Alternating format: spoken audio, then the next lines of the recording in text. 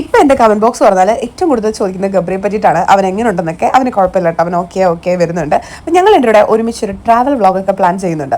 So അതിന് വേണ്ടിയിട്ട് കുറച്ച് ഡ്രസ്സ് എടുക്കാൻ വേണ്ടി എന്തൊക്കെ ആയിരുന്നല്ലേ, അടിച്ച് പിരിഞ്ഞ് അതാ ഇതാ ഇനി ജാസ്മിൻ ഗബ്രി ഇല്ല, അത് ഇത് മറ്റത് മറിച്ചത് എന്തൊക്കെ ആയിരുന്നു ബഹളങ്ങൾ.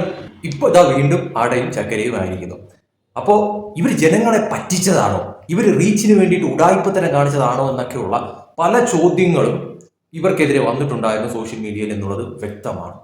നമുക്കറിയാം ഭയങ്കരമായിട്ടുള്ള ഒരു ഇതായിരുന്നു. ഇവര് BB6 ഉണ്ടാക്കിയ ഒരു ഓളം ചെറുതൊന്നും അല്ലായിരുന്നു. അത് കഴിഞ്ഞിട്ട് പുറത്തിറങ്ങിയതിന് ശേഷം ഇവർ തമ്മിൽ അടുക്കത്തില്ല എന്നൊക്കെ വിചാരിച്ചിരുന്ന ഒരുപാട് പേരുണ്ടായിരുന്നു. പക്ഷെ അങ്ങനെയൊന്നും അല്ല. അവരുടെയൊക്കെ പദ്ധതികളെല്ലാം തെറ്റിച്ചുകൊണ്ട് ഇവർ നല്ല രീതിയിൽ തന്നെ ആ ഒരു അടുപ്പം മെയിൻറ്റെയിൻ ചെയ്ത് ഇവർ ഈ പറയുന്ന രീതിയിൽ ഒരുമിച്ച് വ്ളോഗും കാര്യങ്ങളും അതോടൊപ്പം തന്നെ ട്രിപ്പും കാര്യങ്ങളും ഒക്കെ തന്നെയായിരുന്നു.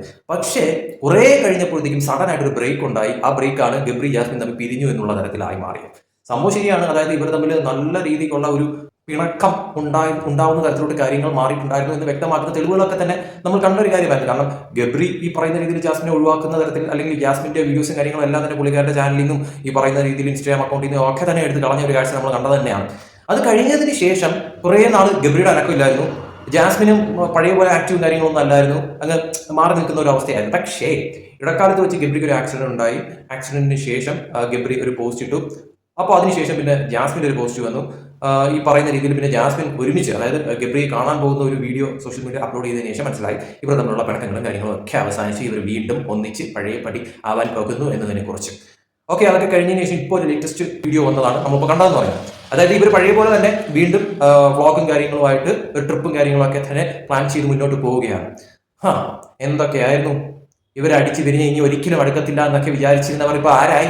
ശശിയായി, അല്ലെങ്കിൽ അവർ ശശിയാക്കി എന്ന് വേണമെങ്കിൽ പറയാം. അതോടൊപ്പം തന്നെ ഇവിടെ ഈ കമന്റ് ബോക്സ്, ജാസ്മിന്റെ വീഡിയോയിൽ കമന്റ് ബോക്സ് ഒക്കെ നോക്കുമ്പോഴത്തേക്കും അതിൻ്റെ അകത്ത് ഗബ്രിയെ കുറിച്ചൊക്കെ ഇവരോട് പറയാം. കാരണം ഇത്രയും നാണം കെടുത്തിയിട്ടും നാണമില്ലാതെ ജാസ്മിൻ വീണ്ടും ഗബ്രിയുടെ കൂടെ പോകുന്നു, അല്ലെങ്കിൽ ഗബ്രിയുടെ കൂട്ടുവിടാൻ തയ്യാറാവുന്നില്ല എന്നൊക്കെ പറഞ്ഞുകൊണ്ടുള്ള കമന്റുകൾ ജാസ്മിന്റെ വീഡിയോയ്ക്ക് താഴെ കാണാനിടയായിട്ടുണ്ടായിരുന്നു.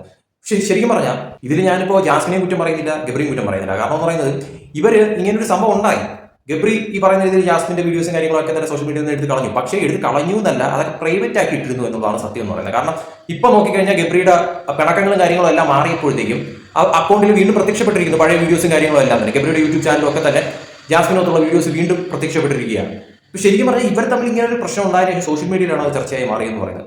അല്ലാതെ ഇവരൊന്നും തന്നെ പബ്ലിക്കായിട്ട് പറഞ്ഞിട്ടില്ല ഞങ്ങൾ തമ്മിൽ ഇങ്ങനെ വിഷയമായി എന്ന് എഴുതിയിട്ട് ഒരു സാധനം അങ്ങ് പുറത്ത് വരുന്ന തരത്തിലോട്ട് കാര്യങ്ങൾ എത്തിച്ചിട്ടില്ലായിരുന്നു. അതായത് അതൊരു ഭയങ്കരമായിട്ടുള്ള വിഷയമാക്കി ഇവർ മാറ്റുന്ന തരത്തിലോട്ട് പബ്ലിക്കിന് മുന്നിൽ എത്തിച്ചിട്ടില്ലായിരുന്നു. അതായത് അവർ കാരണം എന്താണ് എന്നുള്ളതോ അതിനെക്കുറിച്ച് വീഡിയോ ചെയ്യാനോ കാര്യങ്ങളോ ഒന്നും തന്നെ അവർ പബ്ലിക്കായിട്ട് തയ്യാറായിട്ടില്ലായിരുന്നു. പക്ഷേ ഇങ്ങനെ ഒരു ന്യൂസ് പുറത്ത് വന്നപ്പോഴത്തേക്കും, അതായത് ഈ പറയുന്ന രീതിയിൽ ഗബ്രി തന്നെ ഗബ്രിയുടെ ഇൻസ്റ്റാഗ്രാമും കൂട്ടി യൂട്യൂബ് ചാനലും കൂട്ടി വീഡിയോസ് എല്ലാം എടുത്ത് കളഞ്ഞു. അത് പിന്നെ ചർച്ചയായി മാറുന്ന തരത്തിലുണ്ടായിരുന്നു കാര്യങ്ങളെന്ന് പറയുന്നത്.